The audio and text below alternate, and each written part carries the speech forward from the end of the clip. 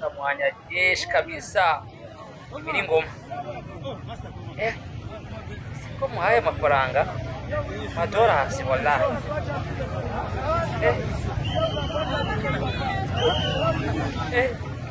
Anaseka ntabwo wagira ngo rwose ni ikibazo afite.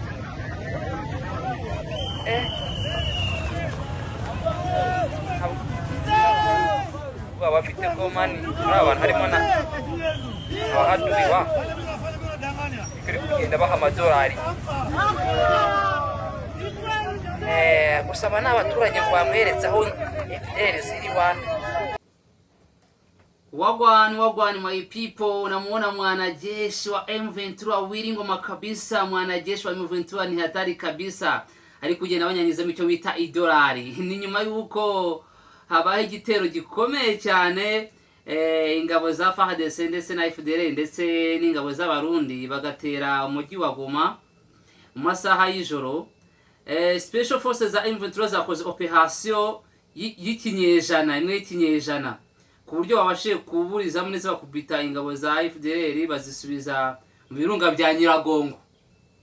Amakuru nguru rero ari gucaracara ku mbuga nkoranyambaga zitandukanye, nuko ndetse nayo dukesha abaturage bahariya Igoma, nuko rwose ubungubu M23 yamaze gufata tayari abarwanyi batari munsi y'abarwanyi 20 ba FDL, ndetse bagafata n'intwaro nyinshi zitandukanye, ndetse abandi bakaba bahaguye, bakaba rero bahungiye hehe mu birunga bya Nyiragongo. Hakaba ari gupangwa rero operation ya danger yo guhita babacakira, bakabacakira bya hatari mu kanya nkako gumye, kuko M23 isikora inama y'igitaraganya, ndetse bahita bashyira n'itangazo hanze ryo kugira ngo bahumuze abaturage babizeze ko umutekano ari furu hariya mu mujyi wa Goma.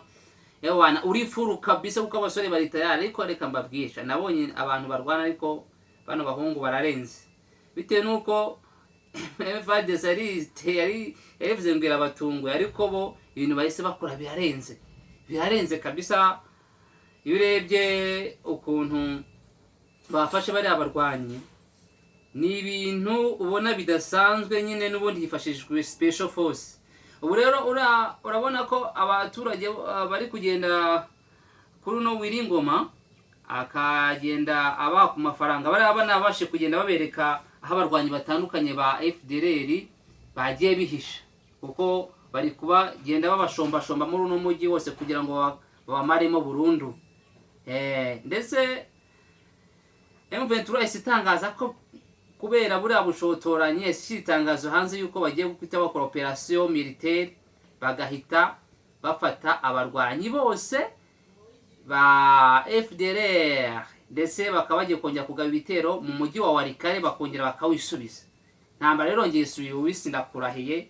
Uretse ko nyuma yuko Tshisekedi amaze kugaragaza ko afite ubwoba, ndetse na Kabila akaba amaze kugera hano Igoma, batangaje amagambo akomeye cyane. Bavuze ko bagiye kumusanga hano Igoma, barangiza bagakore igitendo kimwe kidasanzwe cyo kumusanga Kinshasa, bagahita bamukora icyo bita kudeta, bakamushyira down. Rero bwawe bwinshi niyo mpamvu ubona ari gutera ibitero shuma hano mu mujyi wa Goma. Ariko ashaka mva kuba uriya mugabo Kabila bamuzanye byarangiye tu. Reka dutegereze turebe kiza gukurikira. Abakunzi bacu rero ndagukangura gukanda subscribe kugira ngo update ziza guhita zikurikira, uze guhita uzibona byihuse, kuko ibiganiro byacu byo nakagaruka naho mukanya.